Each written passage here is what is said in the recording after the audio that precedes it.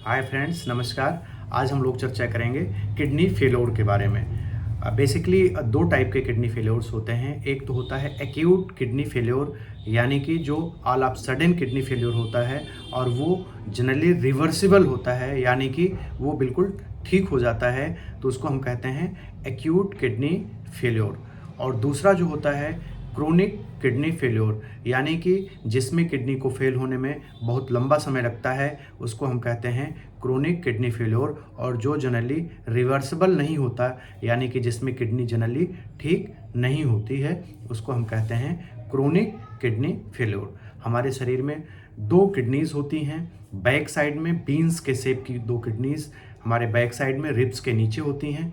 Kidneys का main काम जो होता है ब्लड की इम्प्योरिटीज़ को फिल्टर करना होता है। ये हमारे शरीर में फिल्टर की तरह काम करती हैं, और अगर ये हमारे फिल्टर्स ख़राब हो गए, यानी हमारी किडनीज ख़राब हो गई, तो हमारे ब्लड में जो हमारी ब्लड की इम्प्योरिटीज़ है वो फिल्टर नहीं हो पाती है, वो पेशाब के रास्ते बाहर नहीं निकल पाती है, जिसके वजह से हमारे शरीर में बहुत सारे कॉम्प्लिकेशंस होते हैं, जिनके कि हमारे शरीर में बहुत सारे लक्षण दिखाई देते हैं। अभी हम जानते हैं कि इनके मुख्य कारण क्या हैं। किडनी फेल होने के मुख्यतः जो कारण हैं वो उसमें से एक तो डायबिटीज़ है, यानी शुगर की बीमारी। जिन किसी को लंबे समय तक शुगर की बीमारी है, उसमें किडनी फेल होने के चांसेस बहुत ज़्यादा रहते हैं। अगर उनकी शुगर कंट्रोल नहीं है तो उनमें किडनी डिजीज़ की संभावनाएं काफ़ी ज़्यादा बढ़ जाती हैं। अगर किसी को लंबे समय से हाइपरटेंशन है, यानी ब्लड प्रेशर बढ़ा हुआ है, तो वो ब्लड प्रेशर किडनीज़ पे एक्स्ट्रा प्रेशर डालता है, जिसकी वजह से हमारी किडनीज़ खराब हो जाती हैं। मुख्यतः दो कारण हैं। इसके अलावा जो कारण हैं, दर्द की दवाइयाँ, जो एनएसआईडीज़ होती हैं, नॉन स्टेरॉयडल एंटी इन्फ्लेमेटरी जो ड्रग्स होती हैं, उनको अगर लंबे समय तक आप खा रहे हैं तो भी एक कारण हो सकती हैं किडनी फेल होने के। बहुत सारी जगहों पे जो पानी होता है उसमें हैवी मेटल्स होते हैं, जो कि किडनी को फेल होने के कारण हो सकते हैं। बहुत सारे हम फलों में, सब्जियों में इंसेक्टिसाइड्स, पेस्टिसाइड्स यूज़ करते हैं, जो कि खाने के दौरान हमारे शरीर में आता है, वो भी किडनी को फेल होने के कारण हो सकते हैं। मार्केट में बहुत सारे फूड्स ऐसे हैं कि जो कि एक मानक पे नहीं हैं, जिसमें कलरिंग मटेरियल्स हो गया और सारी चीज़ें हो गई जो एक मानक पे नहीं हैं, वो भी हमारी किडनी को फेल होने का एक कारण हो सकती हैं। डिहाइड्रेशन हो गया, यानी कि अगर पानी की कमी है शरीर में तो उसमें भी किडनी फेल हो जाती है। लंबे समय तक अगर इन्फेक्शन किडनी में बना रह रहा है, उससे भी किडनी फेल हो जाती है। यूरेटर में, यानी किडनी से जो हमारा यूरिन फिल्टर होके ब्लैडर में आता है, उसमें जो यूरेटर होता है किडनी के नीचे से जो नली आती है, अगर उस नली में कोई स्टोन फंस जाए, कोई पथरी या पत्थर फंस जाए, जिसकी वजह से वो यूरिन फिल्टर होकर नीचे नहीं आ पाती और बैक प्रेशर डालती है किडनी पे, जिससे कि किडनी हमारी खराब होती है। किंकिंग ऑफ यूरेटर, ये यूरेटर जो होता है, हमारी जो पेशाब की नली हो कहीं से मुड़ जाए, जिसकी वजह से पेशाब फिल्टर होके नहीं आ पाता है नीचे, वो भी बैक प्रेशर के कारण किडनी को खराब करता है। अगर वहाँ पे कोई ट्यूमर है, कोई गांठ है जो कि हमारे यूरेटर पे दबाव दे रही है, उसकी वजह से भी यूरिन नीचे नहीं आ पाती, जिसकी वजह से हमें किडनी फेलियर होने के चांसेस बढ़ जाते हैं। अगर प्रोस्टेट अगर बढ़ा हुआ है, जो कि जिसकी वजह से भी यूरिन हमारी जो है फिल्टर होकर ब्लैडर में नहीं आ पाती और किडनी पर बैक प्रेशर डालती है, जिसकी वजह से भी किडनी फेलियर होने के चांसेस बढ़ जाते हैं। ये जिसमें कि बहुत सारे लोग स्मोकिंग लंबे समय तक करते हैं, स्मोकर्स में भी किडनी फेलियर होने के चांसेस काफ़ी ज़्यादा बढ़ जाते हैं। तो ये मेन कारण है, ये काजेज़ हैं जिसकी वजह से किडनी फेल होती हैं। अभी हम जानते हैं कि अगर किसी की किडनी फेल हो रही है या फेल हो चुकी है तो उसमें सिम्टम्स क्या क्या मिलेंगे, क्या लक्षण मिलेंगे। बेसिकली लक्षण डिपेंड करता है कि हमारी किडनी कितनी फेल हो चुकी है, उसका जो वर्क है वो कितना हैम्पर्ड हो चुका है, वो काम करना कितना कम कर दी है, उसी के हिसाब से आपको लक्षण मिलते हैं। शुरुआती दौर में होता क्या है कि आप जब सो के उठते हैं तो आपके चेहरे पे सूजन मिलती है, जनरली आंखों के नीचे आपको सूजन मिलती है। लेकिन कुछ लोगों में जेनेटिकली आइज़ के नीचे कुछ सूजन रहती है, तो उनके लिए वो नॉर्मल हो सकती है।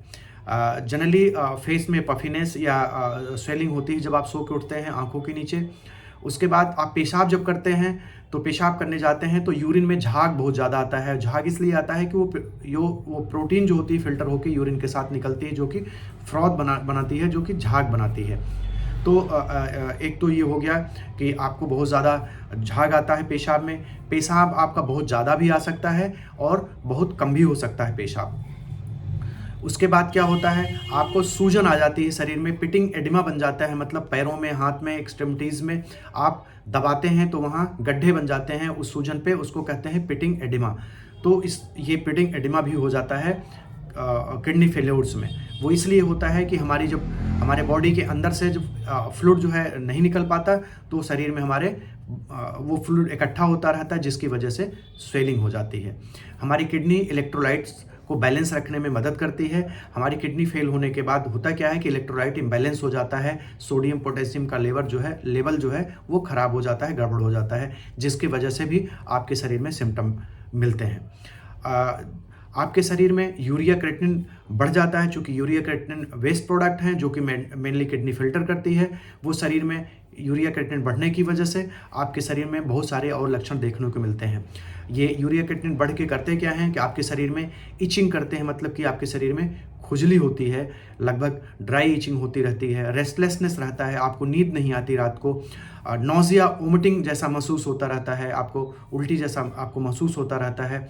ब्रेन में अगर ये बढ़ गया तो ब्रेन में ये क्या करता है, ये इंसेफेलोपैथी कर देता है, यानी कि ब्रेन में सूजन कर देता है, जिसकी वजह से आपको हमेशा कन्फ्यूज़न, डिलेमा और आपको दौरे की स्थिति बन जाती है।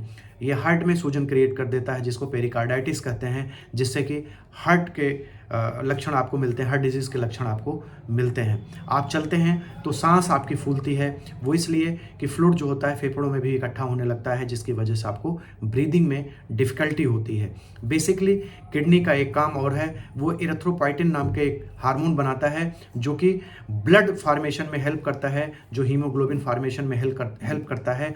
बेसिकली इरिथ्रोपोइटिन न बन पाने की वजह से होता क्या है कि आपके शरीर में खून की कमी हो जाती है। खून की कमी होने की वजह से आपके कमजोरी आपके शरीर में बनी रहती है, आपको भूख नहीं लगता, चिड़चिड़ापन बना रहता है, आपको कोई काम में मन नहीं लगता, तो हार्ट रेट बढ़ जाता है। तो ये आपके ब्लड डिफिशियंसी जो है, खून की कमी आप में देखी जाती है, हीमोग्लोबिन काफ़ी कम हो जाता है।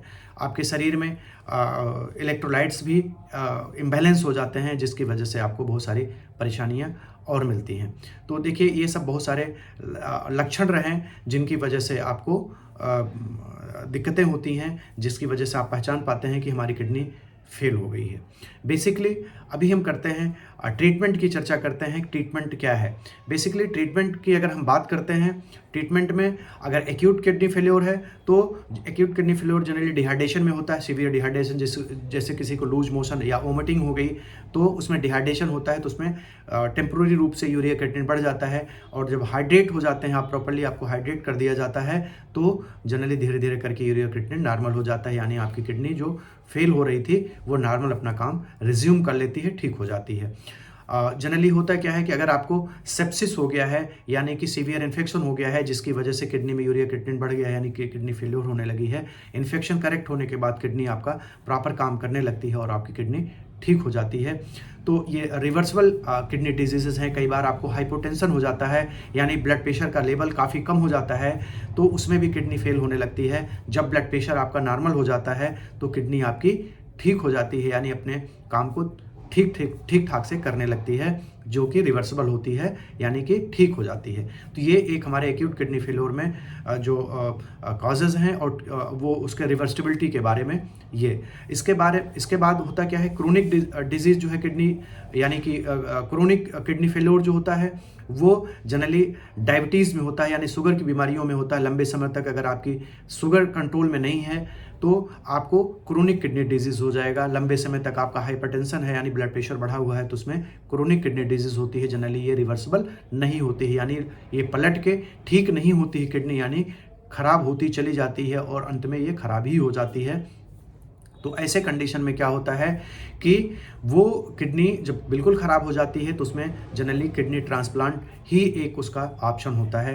बेसिकली अगर वो किडनी आपकी ख़राब ना हो, उसके लिए आपको करना क्या है, अगर डायबिटीज़ है तो शुगर को कंट्रोल रखें, अगर आपको हाइपरटेंशन है या ब्लड प्रेशर आपका रेगुलर बढ़ा रहता है तो ब्लड प्रेशर कंट्रोल होना चाहिए। शुगर और ब्लड प्रेशर को आप कंट्रोल रखेंगे तो किडनी आपकी सेफ और सुरक्षित रहेगी। तो ये आपके ट्रीटमेंट रहे। कुछ ट्रीटमेंट आपके लिए किडनी के लिए बहुत अच्छे होते हैं जो कि आप ले सकते हैं किडनी डिजीज़ों में। एक तो पुनर्नवारिस्ट है जो कि किडनी डिजीज़ में बहुत अच्छा काम करती है। पुनर्नवारिस्ट आप 10 ml सुबह 10 ml शाम को आप ले सकते हैं। त्रिफला पाउडर 3 ग्राम सुबह, 3 ग्राम शाम को त्रिफला पाउडर आप सुबह शाम लीजिए, जो कि किडनी के लिए बहुत अच्छा काम करते हैं।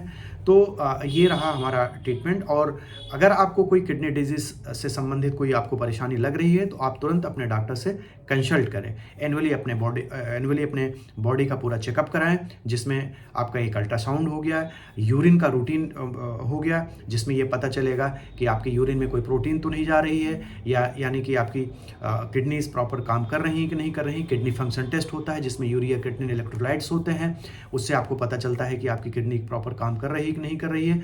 तो इस टाइप का आपका ब्लड प्रेशर की मॉनिटरिंग रेगुलर होनी चाहिए।